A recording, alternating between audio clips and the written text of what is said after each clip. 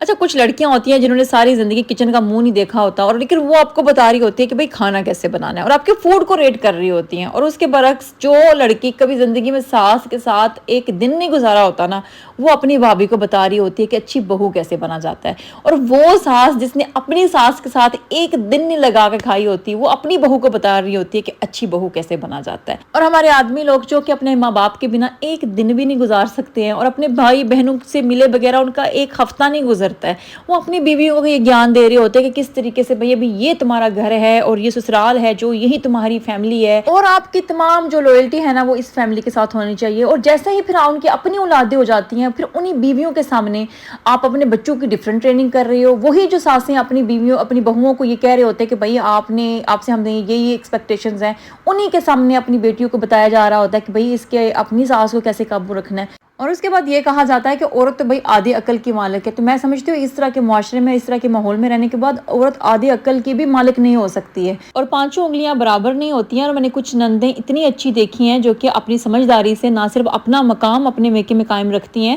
بلکہ اپنی بھابھیوں کو بھی مقام دلواتی ہیں، کیونکہ یہ بات سمجھنے کی جس طریقے سے ہماری یہ انڈرسٹینڈنگ ہے نا کہ ہمارے بچے ہماری ذمہ داری ہے، اسی طریقے سے ہماری یہ بھی انڈرسٹینڈنگ ہونی چاہیے کہ جو ہمارے پیرنٹس ہیں وہ بھی ہماری ذمہ داری ہے۔